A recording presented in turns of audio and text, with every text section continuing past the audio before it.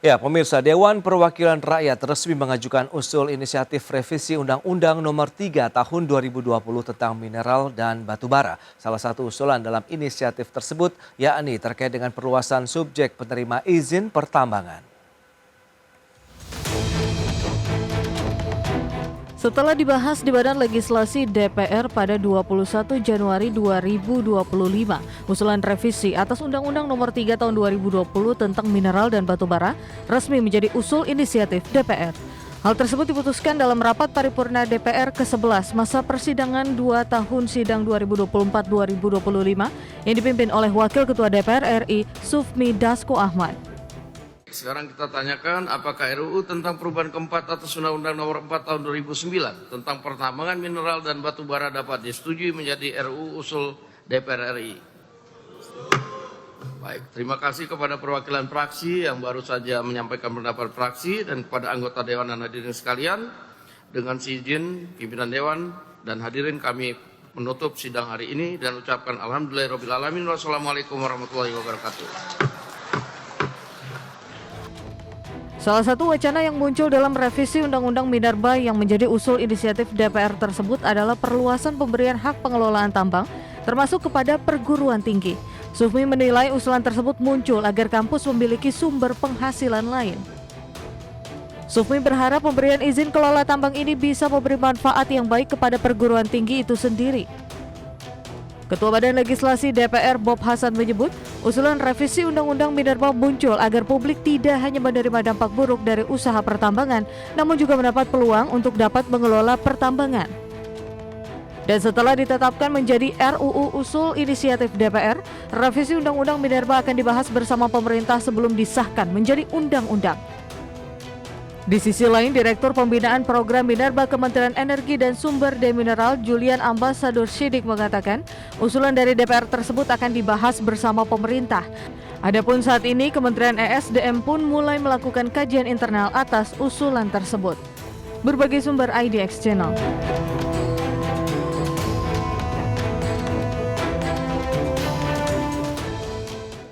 Ya, pemirsa, untuk membahas tema kita kali ini, untung rugi perluasan penerima izin pengelolaan tambang, kita sudah tersambung melalui Zoom bersama dengan Bapak Rizal Kasli. Beliau adalah Ketua Badan Kejuruan Pertambangan Persatuan Insinyur Indonesia. Ya, halo Pak Rizal, apa kabar? Baik, alhamdulillah. Apa kabar, Mas? Kabar baik juga Pak Rizal, terima kasih atas waktu yang disempatkan dan sudah bergabung juga ada Ibu Medi Catherine Lengke, beliau adalah Sekretaris Umum Asosiasi Penambang Nikel Indonesia. Halo, apa kabar Bu Medi? Kabar baik, Mas Purba. Baik, terima kasih juga atas waktu yang disempatkan dan sebelum membahas lebih jauh kita ke Pak Rizal terlebih dahulu. Review Anda nih Pak Rizal terkait dengan pelaksanaan Undang-Undang Nomor 3 Tahun 2020 tentang minerba. Bagaimana sejauh ini? Silakan. Ya, baik, Mas. Undang-Undang Nomor 3 Tahun 2020 ini belum genap 5 tahun. Artinya bahwa ini perlu kita review bersama apakah Undang-Undang Minerba yang disahkan waktu itu juga dengan suasana yang dadakan ini memberi manfaat atau tidak sesuai dengan harapan yang diharapkan oleh pembentuk undang-undang dan masyarakat Indonesia pada umumnya. Nah, jadi menurut kami bahwa kita harus lakukan review dulu Undang-Undang Nomor 3 Tahun 2020 secara menyeluruh, di mana kelemahannya. Dan ini jangan kita ulangi lagi dengan mengesahkan atau revisi Undang-Undang Minerba ini dengan waktu yang terburu-buru tanpa mendapatkan masukan yang komprehensif dari semua stakeholder di bidang pertambangan yang ada. Nah, menurut kami bahwa undang-undang ini juga waktu itu terlambat implementasinya karena memang beberapa peraturan turunan itu lambat keluar seperti misalnya peraturan pemerintah, kemudian Perpres, peraturan presiden itu lambat keluar sehingga terjadi sedikit seperti saya sebut dalam tanda petik huru-hara ya di bidang pertambangan di mana banyak masalah perizinan yang tidak bisa dituntaskan dan terjadi peralihan perizinan dari daerah ke pusat dan sehingga banyak perizinan terbengkalai yang tidak bisa diurus karena keterbatasan sumber daya manusia di Kementerian SDM. Dan di samping itu juga banyak kendala atau hambatan dalam pengesahan atau persetujuan RKAB yang memang tidak bisa dituntaskan. Sehingga banyak kerugian-kerugian di pihak perusahaan dan juga negara yang tidak mendapatkan manfaat semaksimal mungkin dari usaha pertambangan ini. Baik, nah dari Bu Beni bagaimana? Apni melihat begitu dari pelaksanaan Undang-Undang Nomor 3 Tahun 2020 kalau kita cermati dari subsektor pertambangan nikel sendiri. Ya, makasih Mas Purba. Jadi kalau menurut pandangan kami, betul yang Pak disampaikan oleh Pak Rizal tadi, kalau Ya. melihat tahunnya kan tahun 2020. Nah sekarang baru masuk tahun 2025, bagaimana pelaksanaannya? Betul, belum sampai 5 tahun. Dan banyak keterlambatan-keterlambatan dalam turunan-turunan teknis dari Undang-Undang Minerba tersebut. Oke. Nah yang paling fatal yang kami lihat adalah baik dari undang-undang itu dan baru tahun kemarin gitu ya, di tahun 2020 terbit lagi peraturan pemerintah nomor 70 maupun direvisi di PP tahun 2000 PP 70 ke revisi 76 mengenai apa pemberian IUP kepada organisasi kemasyarakatan. Nah, Oke. sebenarnya kan yang harus di-highlight adalah bagaimana review pelaksanaan dari PP yang sudah ada. PP yang sudah berjalan, kita review dulu dong pelaksanaannya seperti apa. Ya. Dan kalau mau dilihat 4 tahun ke belakang ini 2020 ke 2025 yaitu 4 tahun ya 2024 kemarin pelaksanaannya seperti apa, aturan-aturan turunannya pelaksanaannya seperti apa.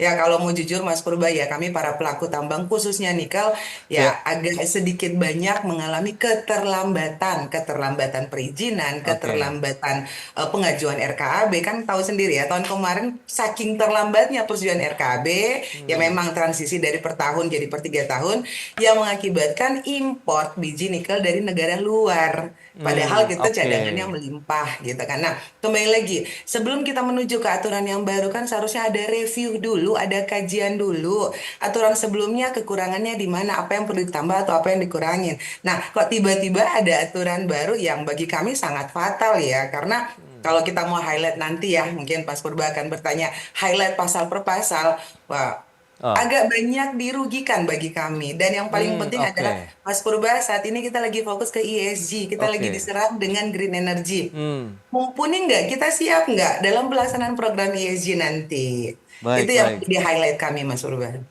Iya, iya. Tapi kalau kita lihat dari sisi undang-undang begitu, ini sebenarnya mampu tidak sih akhirnya begitu mendukung pertumbuhan bisnis dari hulu nikel sendiri lah kalau sejak diberlakukan tahun lalu. Ya, Eh, itu kembali Mas Purba. Ya. Saat ini kan kami cukup bangga Hmm. ya kalau kita bicara nikel, kita cukup sukses, kita Ya. punya sukses story keberhasilan nikel downstream. Hmm. Walaupun banyak yang harus kita perbaiki beberapa sektor gitu Hmm. ya. Nah, kita berhasil ya, namanya kita baru mulai gitu kan. Tentu kan Iya. ada pembenahan-pembenahan gitu kan. Dan kita diserang juga nih Hmm. menuju ke paspor baterai. Ya, Hmm. katanya nikel Indonesia dirty lah atau bloody lah atau Oke. apapun itu gitu kan. Nah, kita kan harus ada pembenahan nih Mas Purba. Bagaimana pelaksanaannya dalam menunjang program Oke. green energy ke depan. Nah, saat ini saja para pelaku Hmm. pertambangan yang sudah dalam tanda kutip ya, sudah profesional, sudah punya kapabilitas, sudah Ya. punya pengalaman, itu aja masih banyak menghadapi tantangan, Hmm. masih Iya, banyak iya, iya. menghadapi kendala. Dan yang paling penting nih Mas Purba, saat ini para penambang lagi direpotkan, lagi diterpa dengan Oke. kondisi-kondisi tambahan biaya. Hmm. Nah, biaya produksi sekarang meningkat, di mana harga nikel makin turun. Nah, kita kembali nih nanti Ya, kalau ya, ya. diberikan kepada pelaku yang bagi kami ya belum profesional, mungkin belum Oke. punya Nah, kapasitas, Bu. mampu nggak? Itu aja Mas Urban. Itu dia. Kita akan bahas nanti di segmen berikut. Dari sisi strategi apa yang perlu diterapkan Bu Media dan Pak Rizal. Kita akan jeda dulu sebentar. Dan pemirsa kami akan segera kembali usai jeda berikut ini.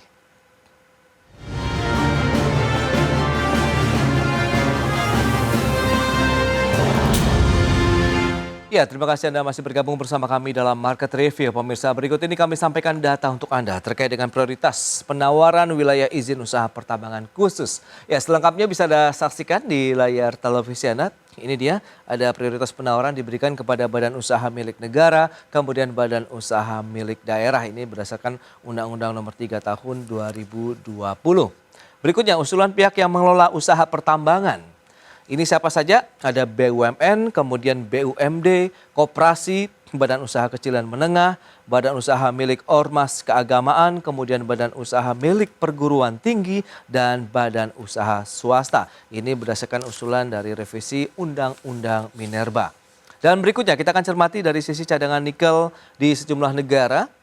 Australia dan Indonesia ini sekitar 21 juta metrik ton, menyusul Brazil, Rusia, Kaledonia Baru, Filipina, Kanada, China, Amerika Serikat, dan sejumlah negara lainnya. Baik, kita lanjutkan kembali perbincangan bersama dengan Bapak Rizal Kasli. Beliau adalah Ketua Badan Kejuruan Pertambangan Persatuan Insinyur Indonesia. Kemudian juga ada Ibu Medi Catherine Lengke dari APNI, Asosiasi Penambang Nikel Indonesia. Nah, kalau kita cermati dengan beberapa data yang tadi sudah disampaikan Pak Rizal, apa yang bisa kita cermati dengan revisi undang-undang, kemudian bagaimana nanti pihak lain yang akan dilibatkan untuk pengelolaan pertambangan di Indonesia? Memang dengan revisi Undang-Undang Minerba yang direncanakan ini, itu akan melibatkan UMKM, kemudian koperasi, ormas keagamaan, dan perguruan tinggi. Ya. Nah, saya melihat bahwa koperasi dan UMKM itu sebenarnya sudah diadopsi di Undang-Undang Minerba yang nomor 30 tahun 2020, di mana mereka bisa mengajukan izin usaha pertambangan dalam bentuk IPR. Oke. Karena memang keterbatasan permodalan dan teknologi. Nah, kalaupun ada koperasi besar yang memang ingin memiliki luas konsesi yang lebih besar, mereka bisa membuat perusahaan terbatas atau PT, berupa perusahaan bisa mengajukan dan ikut lelang bersama dengan perusahaan-perusahaan swasta yang lain. Oke. Nah, untuk ormas, kami melihat bahwa ini yang menjadi ide dari awal revisi dari Undang-Undang Minerba ini mungkin bisa ditambahkan di revisi Undang-Undang Minerba. Kemudian kalau melibatkan perguruan tinggi, kita tahu bahwa usaha pertambangan ini membutuhkan waktu yang sangat lama, kemudian modal yang besar, risiko yang besar, kemudian juga dengan melibatkan teknologi. Apakah perguruan tinggi memiliki kemampuan finansial yang cukup besar untuk bisa melakukan kegiatan dari eksplorasi sampai konstruksi, produksi, dan pemasaran yang memang membutuhkan waktu bisa 6 sampai 8 tahun. Nah, ini kami khawatir bahwa perguruan tinggi nanti akan terpengaruh oleh volatilitas harga komoditas, nah sehingga usaha ini bisa rugi. Kalau di alasan dari DPR atau Badan Legislasi DPR yang menyatakan bahwa ini untuk menambah pundi-pundi keuangan perguruan tinggi, kami khawatirkan bahwa kalau perguruan tinggi nanti mengalami kerugian, ini juga akan memberatkan mahasiswa dalam penghutan uang kuliahnya. Atau bisa sekaligus perguruan tinggi tersebut bubar karena ketidakmampuan biaya untuk menutupi kerugian dari usaha tambang. Pak Rizal. Kalau kita bersyukur, tapi karena komoditas ini seperti yang disampaikan Mbak Medi tadi, bahwa sekarang harga nikel menjurus turun, apakah perguruan tinggi sanggup untuk menutupi kerugian tersebut? Nah, kami khawatir juga bahwa dengan kerugian tersebut dan menggunakan keuangan negara bagi perguruan tinggi negeri, ini akan menjadi semacam jebakan Batman bagi para rektor, para dekan, untuk bisa disandera.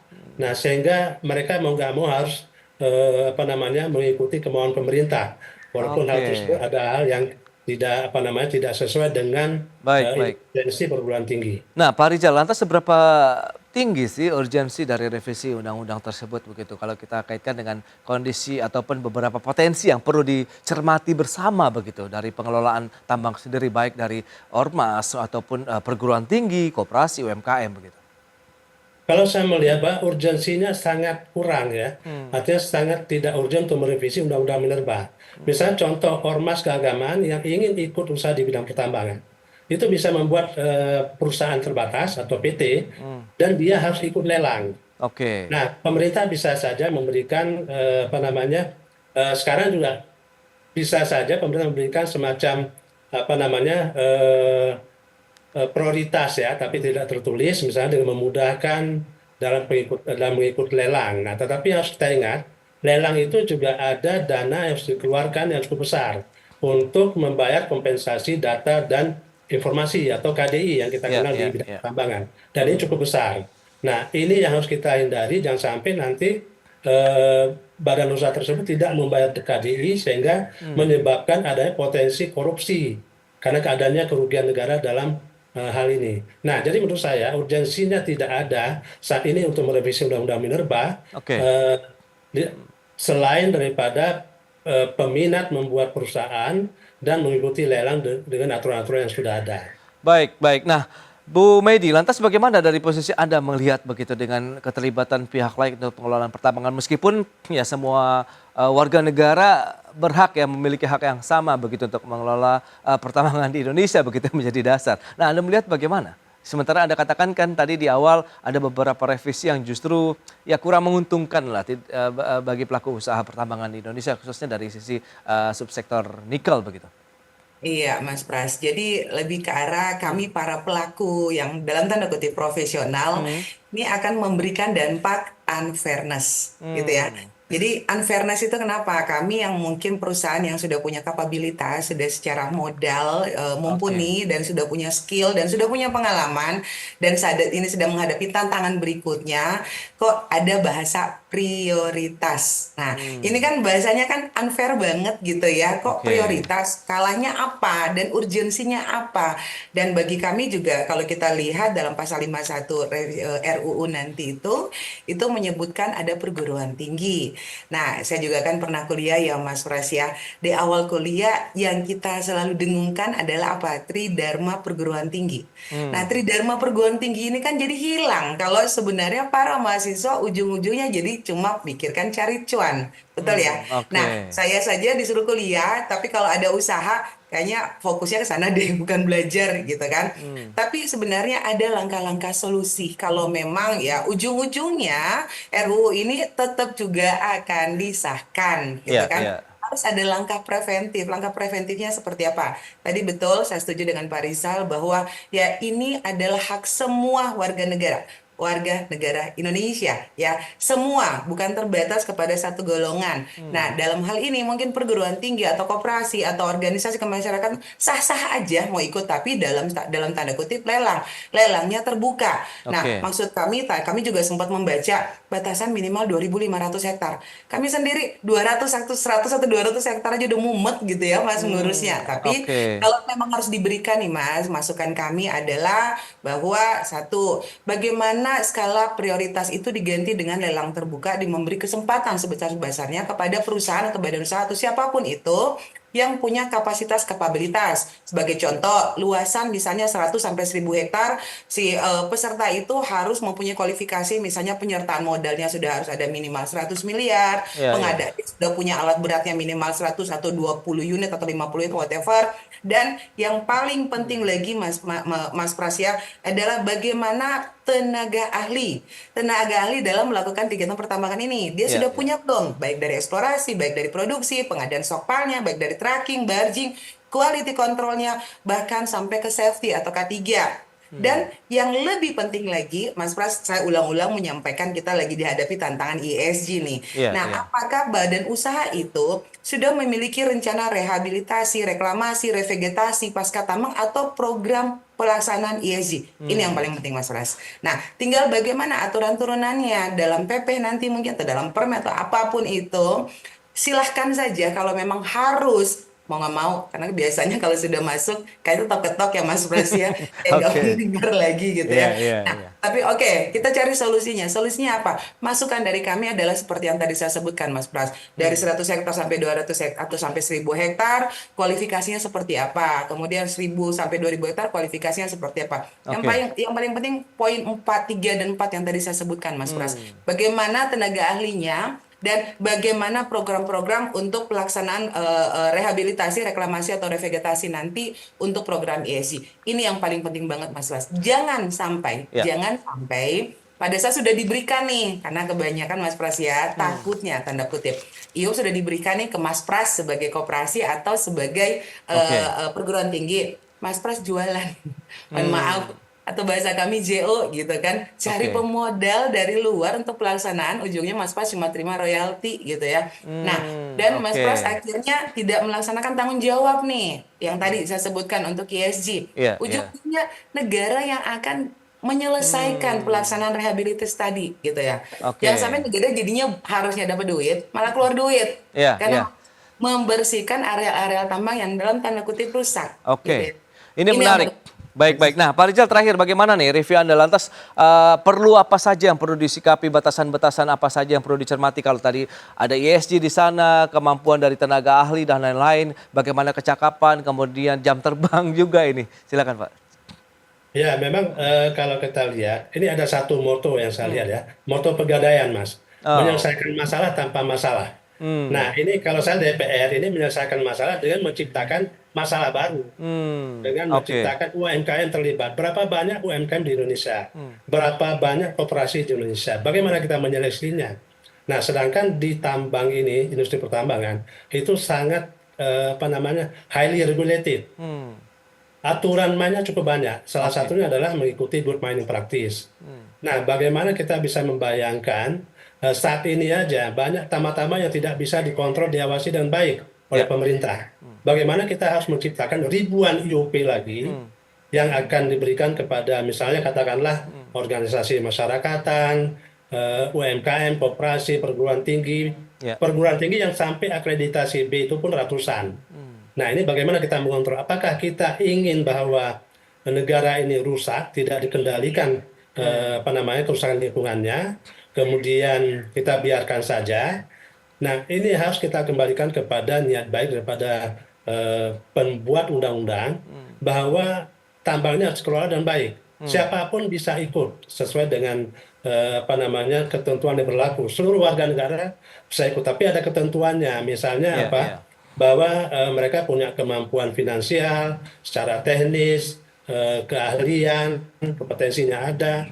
Nah, kemudian juga mengikuti aturan regulasi yang berlaku untuk Oke. melindungi para pekerja dan juga lingkungan. Saya nggak bisa membayangkan kalau pemerintah nanti harus mengeluarkan ribuan IUP lagi. Nah, sementara yang ada sekarang ini saja tidak diurus dengan baik.